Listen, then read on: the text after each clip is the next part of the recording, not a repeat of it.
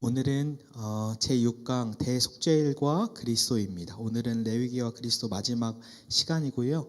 우리가 지금까지 5대 제사인 번제, 소제, 또 화목제, 속죄제, 속건제를 통해서 레위기 속에 있는 십자가 신학, 십자가의 바른 신학을 우리가 함께 배웠습니다. 그래서 이 5대 제사는 모두 예수 그리스도의 십자가를 향해서 달려갑니다. 이 5대 제사 중에 5대 제사가 있다면 이스라엘에는 레위기 23장에 기록된 7대 절기가 있습니다. 예를 들어서 우리가 3.1절 하면 1919년 3월 1일에 독립선언을 발표하면서 기미 독립운동을 기념하는 날, 그래서 우리가 기념하고 기억하는 것처럼, 또 광복절 1945년 8월 15일 일제강점기에서 해방된 날을 기억하는 것처럼 이 이스라엘이 이와 같이 백성들이 지켜야 할 7대 절기 명절이 있습니다. 크게 7대 절기가 무엇이 있는지 살펴보고 오늘은 좀 집중해서 대속죄일에 대해서 나누도록 하겠습니다. 1번의 7대 절기의 양가로 1번은요. 유월절입니다. 유월절 출애굽기 12장 13장에서 하나님께서 이스라엘 백성을 애굽에서 구원하시는 것, 그것을 기념하는 절기로 1월 14일에 드려집니다.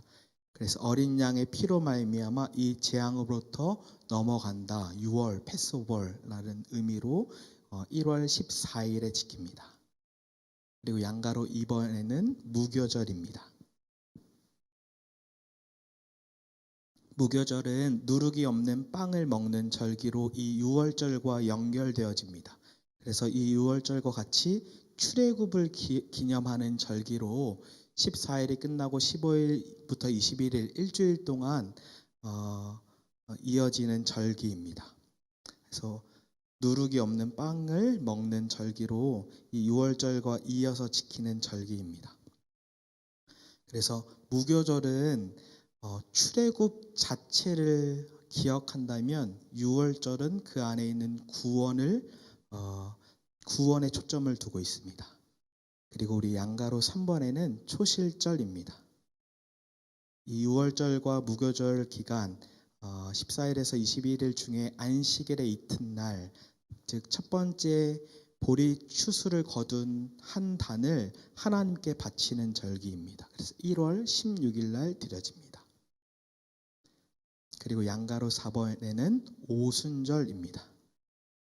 초실절로부터 7번의 안식일이 지난 다음 날, 즉 50일째에 밀추수의 첫 곡식을 바치는 절기입니다. 그래서 우리가 오순절 또는 이거를 77절, 맥추절이라고도 합니다. 오순절이 저희가 익숙하지요. 50일째 드리는 절기 또는 77절은 7 곱하기 7, 49일 다음 날의 절기. 맥추절은 밀을 추수해서 드리는 절기로 이름이 쓰입니다.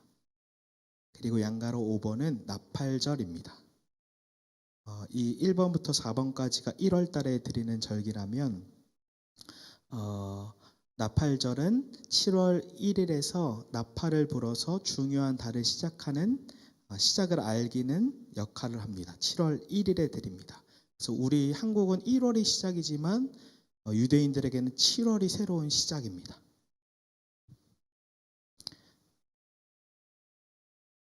그리고 양가로 6번은 속죄일입니다. 오늘 우리가 살펴볼 거고요.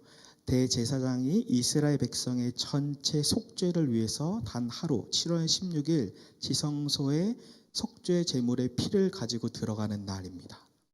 그래서 이 7월 1일 나팔절로부터 7월 10일 속죄일까지 참회 회개의 기간으로 돼서 절정을 이루는 날이 속죄일입니다. 그리고 양가로 7번은 초막절입니다. 이 한 해 동안 모든 농작물 추수를 끝낸 후에 드림으로 풍성하고 기쁨이 넘치는 절기입니다. 이렇게 유대인의 7가지 절기이고요. 오늘은 그 중에서도 레위기 16장의 대속죄일에 대해서 좀 깊이 있게 나누도록 하겠습니다. 제가 서론 때 처음 1강 서론 때 이렇게 말씀을 드렸는데 레위기 전체에서 1장부터 15장까지는 전반부에는 성전에서 하나님께 나아가는 길이다라고 말씀을 드렸고, 그리고 레위기 17장부터 27장까지는 세상 속으로 나아가는 길이라고 설명을 드렸습니다. 그 가운데 장이 16장 대속죄일입니다. 그래서 16장은 구조적으로 뿐만 아니라 신학적으로도 레위기 전체의 중심이다라고 말씀을 드릴 수 있습니다. 특별히 이 대속죄일의 절정 클라이막스는 아사셀 염소를 광야로 보내는 의식에 있습니다. 그래서 오늘 하나하나 차근차근 살펴보도록 하겠습니다. 먼저는 오늘은 대속죄일에는 지성소 안에 언약궤 안에 있는 지성소로 들어가니까 이 지성소와 언약궤를 살펴보도록 하겠습니다. 우리 강의 안에 있는 레위기 16장 1절에서 2절 말씀을 우리 한 목소리로 읽어보겠습니다. 1절부터 2절입니다. 시작. 아론의 두 아들이 여호와 앞에 나가다가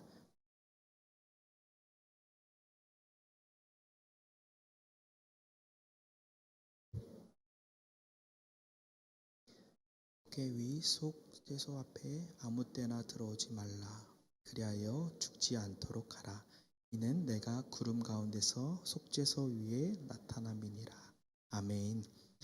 이 아론의 두 아들 나답과 아비후가 하나님 앞에 나아갔다가 죽은 것으로 시작됩니다. 그러면서 이 지성소 언약궤가 있는 그 지성소 안에 2절에 아무 때나 들어오지 말라라고 말씀합니다. 왜냐하면 그 이유는 죄로 말미암아 하나님 앞에 그냥 아무 때나 나가면 죽기 때문입니다. 그래서 2절 하반절에 보면 하나님께서 내가 구름 가운데서 속죄소 위에 나타남이니라 라고 말씀하십니다. 그래서 이 지성소 안에 있는 언약궤, 이 지성소에는 1년에 단 하루 7월 16일 대속죄일 날에 대제사장이 하루만 들어갈 수 있습니다.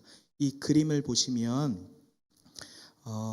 출애굽기 25장 22절에는 정확하게 이 언약궤를 잘 표현해 주는데 하나님께서 계신 것을 표현해 주는데 그림을 따라오시면 이 법궤, 언약궤의 위, 그리고 속죄소, 이것은 언어로 덮다라는 의미인데 속죄소 위 두 그룹 사이에서 하나님께서 나타나신다, 말씀하신다라고 출애굽기 25장 22절에 말씀하고 있습니다. 그래서 우리는 보통 이 지성소가 하나님의 임재의 상징이다라고 생각하지만 유대인들에게는 이건 상징이 아니라 하나님의 임재의 실제인 곳입니다. 이해가 되십니까? 그래서 이 레위기 16장 2절의 하반절에 보면 내가 구름 가운데에서 속죄소 위에 나타남이라라고 말씀합니다. 그래서 이것은 상징이 아니라 유대인들에게는 하나님께서 실제로 나타나시는 임재의 장소입니다. 그래서 죄로 말미암아 자기 마음대로 나아가면 하나님의 영광과 임재로 말미암아 죽을 수 있는 것입니다. 그리고 우리 뒷장을 한번 보시겠습니다. 3번의 대속죄일 의식개관입니다.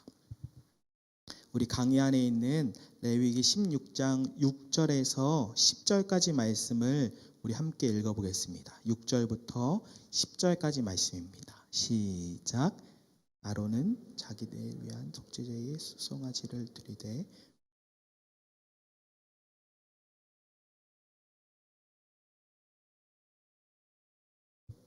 두 염소를 위하여 제비 뽑되 한 제비는 여호와를 위하고 한 제비는 아사셀을 위하여 할지며 아론은 여호와를 위하여 제비 뽑은 속죄제로 드리고 아사셀을 위하여 제비 뽑은 염소는 산채로 여호와 앞에 두었다가 그것으로 속죄하고 아사셀을 위하여 광야로 보낼지니라.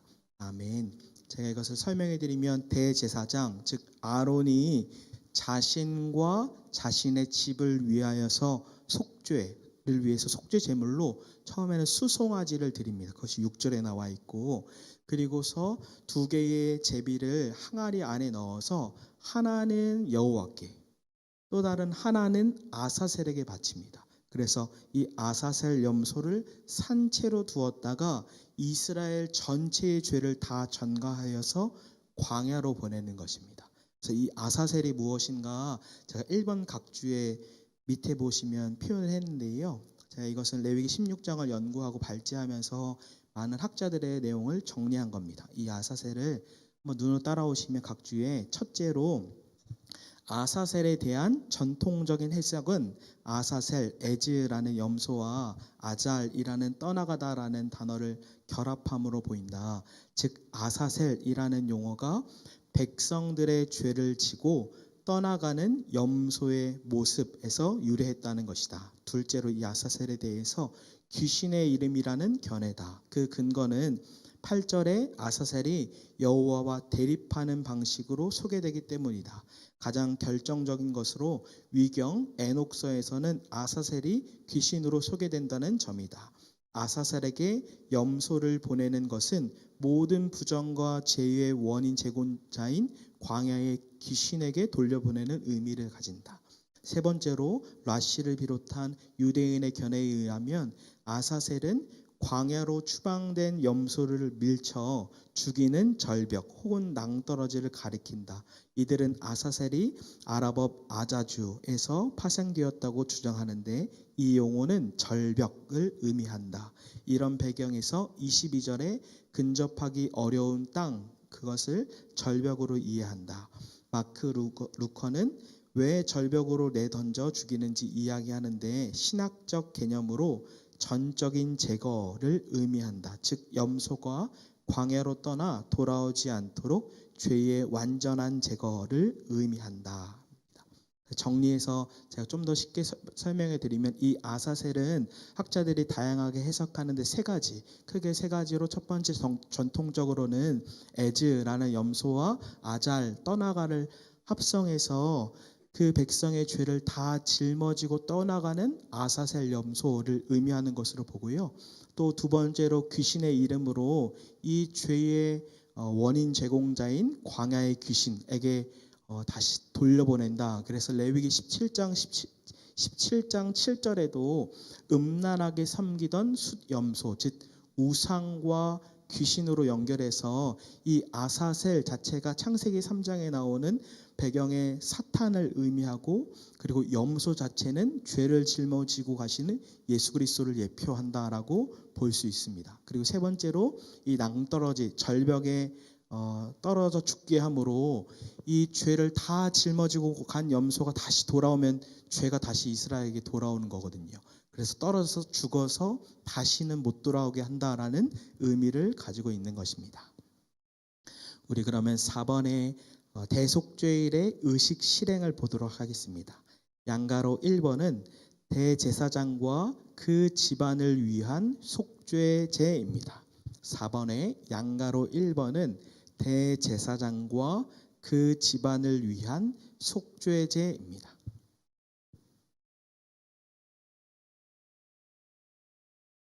그래서 이 대속죄일에 지성소로 들어가는 날은 단 하루다라고 말씀을 드렸습니다. 이 대제사장 아론이 자기 자신과 자기의 집안의 속죄를 위해서 수송아지를 잡는 것이 11절에 나와 있습니다. 우리 PPT로 레위기 16장 11절 말씀을 함께 읽어보겠습니다. 시작. 아론은 자기를 위한 속죄제에 수송아지를 드리되 자기와 집안을 위하여 속죄하고 자기를 위한 그 속죄제 수송아지를 잡고. 아멘. 이 수송아지로 대제사장 자신과 자기의 집안을 위해서 속죄 제물로 제사를 드립니다. 그래서 첫 번째로는 이 위에 있는 이미지 그림처럼 먼저는 대제사장이 지성소로 들어가서 향료를 가져다가 앞에 향을 피워서 하나님의 영광을 다 가리웁니다. 그 이유는 죽지 않기 위해서입니다. 우리 레위기 16장 12절의 PPT로 한 번 더 읽어보겠습니다. 12절 말씀입니다. 시작. 향료를 가져다가 여호와 앞 제단 위에서 피운 불을 그것에 채우고 또 곱게 간 향기로운 향을 두 손에 채워 가지고 휘장 안에 들어가서. 아멘. 여기서 잘 보면 두 손으로 들어갑니다. 학자들이 이 지성소에 들어가는 것이 한 번 들어간다라는 견해도 있고, 두 번 들어간다라는 견해도 있고, 세 번 들어간다라는 견해도 있습니다. 저는 성경을 연구하면서 세 번 들어간다라는 견해입니다. 왜냐하면 지금 향료를 가지고 두 손으로 처음 먼저 들어가서 향을 다 피우고 나오는 것입니다. 제가 하나하나 그걸 설명해 드리겠습니다. 이 향연으로 언약궤 속죄소를 다 가립니다. 그렇게 되면 죽지 않기 때문에 하나님 앞에 나아갈 수 있는 것입니다. 그것이 레위기 16장 13절에 있습니다. 우리 PPT로 한 번 더 보겠습니다. 죽지 않게 될 것이다. 13절입니다. 시작. 여호와 앞에서 분향하여 향연으로 증거궤 위 속죄소를 가리게 할지니 그리하면 그가 죽지 아니할 것이며. 그 향연으로 말미암아 이 대제사장이 죽지 않고 하나님의 영광을 보지 않고 향을 피우는 것입니다. 그 다음에 제사장이 수송아지의 피를 가지고 와서 손가락으로 찍어서 그 피를 7번 속죄소 앞에 뿌립니다. 우리 한 번 더 PPT로 레위기 16장 14절을 읽겠습니다. 시작.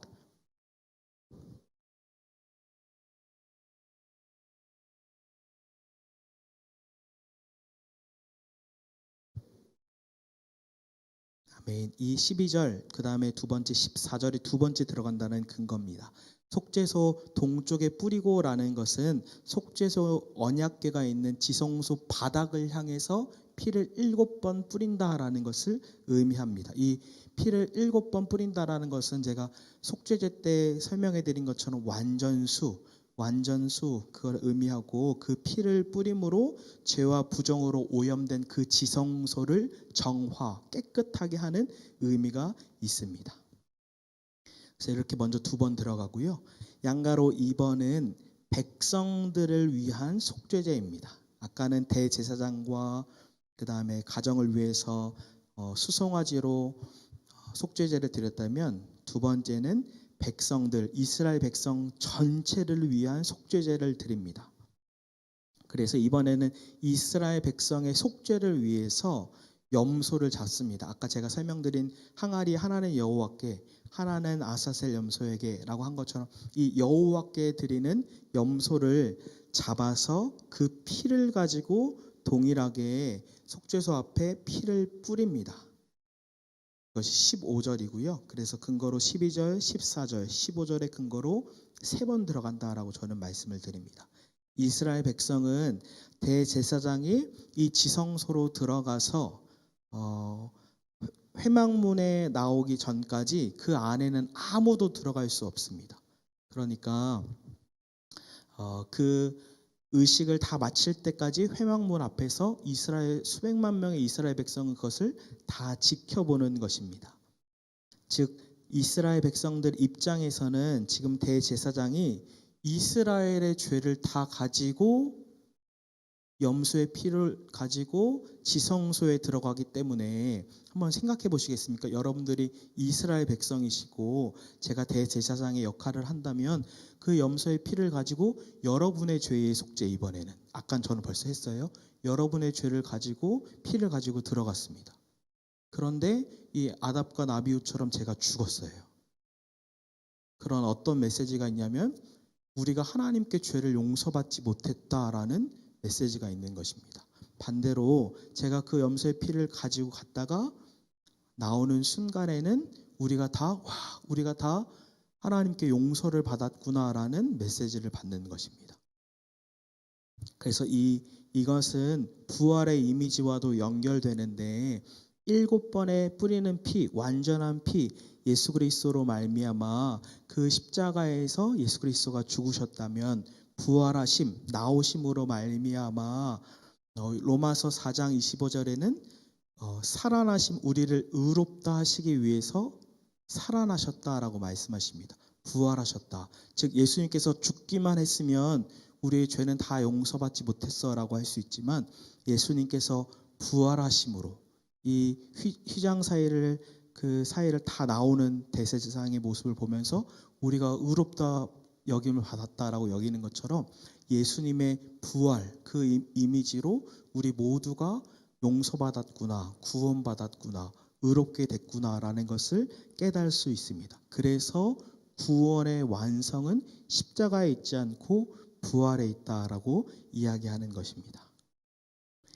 그리고 이 대속죄일의 절정, 그것은 대제사장이 아사셀 염소에게 이제 두 손으로 염소 머리 위에 암수하여서 이스라엘 전체의 죄를 다 가지고 광야로 내보내는 것을 절정으로 합니다. 우리 PPT 레위기 16장 21절 말씀을 함께 읽어보겠습니다. 시작.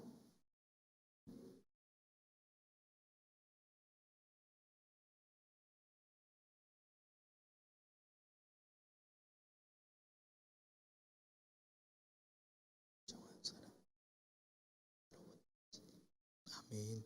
여기서 이 염소 머리에 안수하여서 이스라엘 자손의 모든 불의, 그 범한 모든 죄를 다 아뢰고 이 이스라엘 전체의 죄를 한 아사셀 염소에게 다 전가를 시키는 것입니다.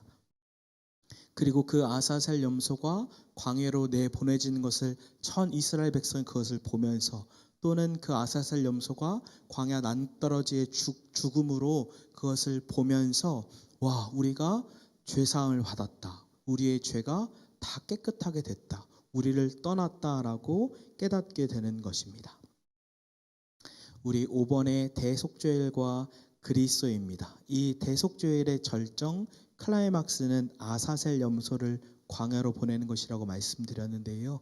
죄가 멀리 옮겨질 때 이스라엘 백성은 자신의 죄 사함을 확신합니다. 그래서 이 대속죄일은 오실 메시아, 곧 예수 그리스도의 십자가 구속의 의미를 생생하게 보여줍니다. 이 대속죄일은 오실 메시아, 곧 예수 그리스도의 십자가 구속의 의미를 생생하게 보여줍니다.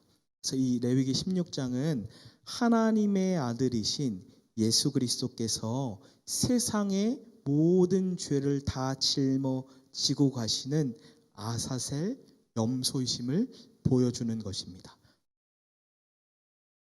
이 위에 아사셀 염소 이미지처럼 한번 상상을 해보시겠습니까? 한 아사셀 염소가 자기가 죄를 지은 것도 아닌데 우리 모두의 죄를 다 짊어지고 이스라엘 전체의 죄를 다 짊어지고 혼자 광야에 괴롭게 외로이 슬피 가다가 죽어야 하는 것입니다. 자기 자신이 지은 죄가 아닌데.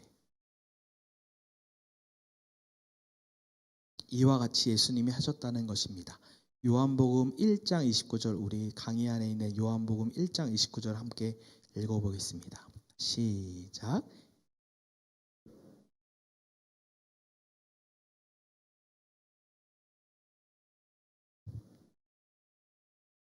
아멘. 보라, 세상 죄를 지고 가는 하나님의 어린 양이로다.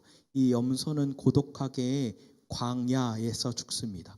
세례 요한도 이것을 광야에서 외칩니다. 보라, 세상 죄를 짊어지고 가는 하나님의 어린 양이로다. 이 광야로 내버려지는 아사셀 염소는 세상의 모든 죄를 짊어지고 가시는 예수 그리스도를 예표합니다. 그래서 하늘 모든 영광을 다 버리시고 이 땅에 성육신 사람으로 오신 것으로도 충분한데, 거기서 끝나지 않고 아사셀 염소이신 예수 그리스도께서 전 인류의 죄, 과거와 현재와 미래, 하나님께서 택하신 모든 사람의 죄를 다 짊어지고 골고다 언덕을 외롭게 오르시고 죽은 것입니다.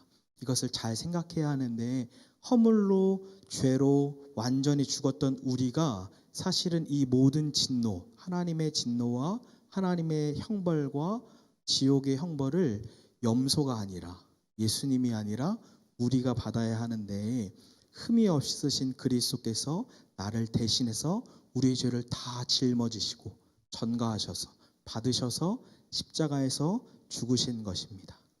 그래서 저는 적용 질문으로 나는 여전히 전 인류의 죄를 짊어지신 예수 그리스도의 십자가 사건에 감격하는가? 나는 그 십자가 사건에 여전히 감사하는가? 한번 그것을 우리가 스스로 질문해보고 대답해봤으면 좋겠습니다. 저는 월요일 날 아내와 가정 예배 드리면서 아내가 기도 인도를 하는데 우리가 미래에 대해만 생각하는 것이 아니라 과거 하나님께서 하신 일에 대해서 감사하자 이렇게 아내가 기도 인도를 해줬는데요. 제게 가장 생각났던 것은 그 청년 시절의 금요 성령 기도회에서 저는 가장 구석에 아무도 없는 곳에 무릎을 꿇고 그 청년 때 십자가의 예수님을 많이 만나면서 많이 울고 감격하고 감사했던 것이 가정 예배를 드리면서 기억이 났습니다. 그래서 우리에게 이 십자가의 사건, 나를 대신해서 대속하신 그리스도께 감사와 감격을 드리고 있는가를 질문해 봤으면 좋겠습니다. 우리 그리고 강의 안에 히브리서 4장 16절 말씀을 함께 읽어보겠습니다. 히브리서 4장 16절입니다. 시작.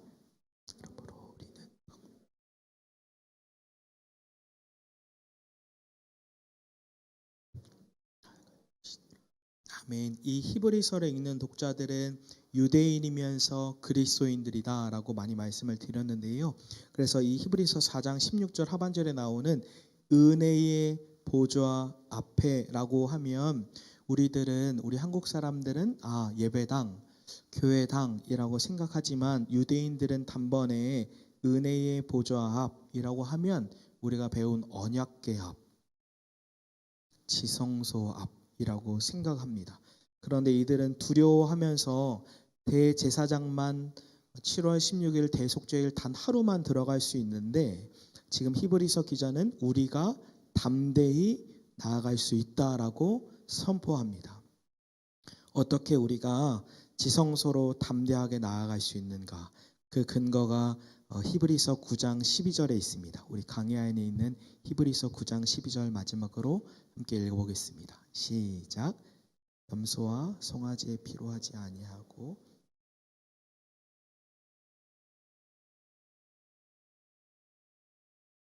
아멘.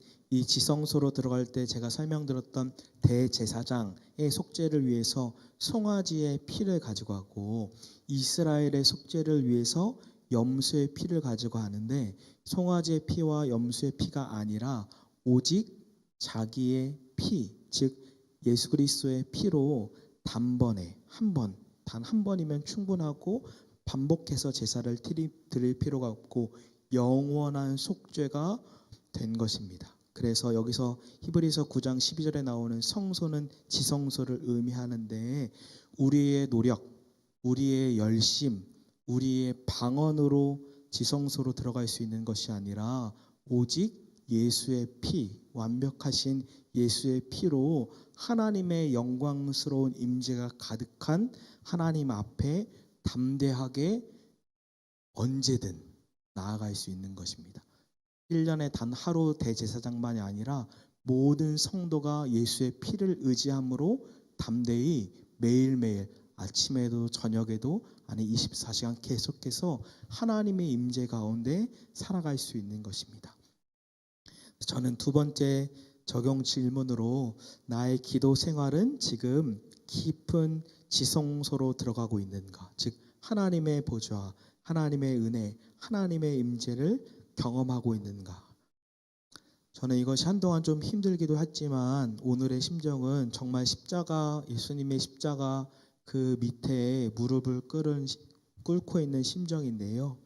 그 십자가로 말미암아 주님이 저에게 주신 마음은 사나야 이미 넌 나와 친하다. 이미 넌 나와 지성소에서 살고 있다. 제가 막 그것 때문에 한 주 동안 발버둥 치고 힘들었거든요. 이미 나와 가깝고 이미 나와 화목한 관계를 갖고 있다. 그래서 제가 마음이 확 편안해졌습니다. 평안해지고 행복해지고. 그래서 우리는 예수님의 피로 이미 하나님과 화목하게 되었고 친밀한 관계, 가까운 관계, 지성소에 매일매일 살아가는 삶을 살아가고 있는 것입니다.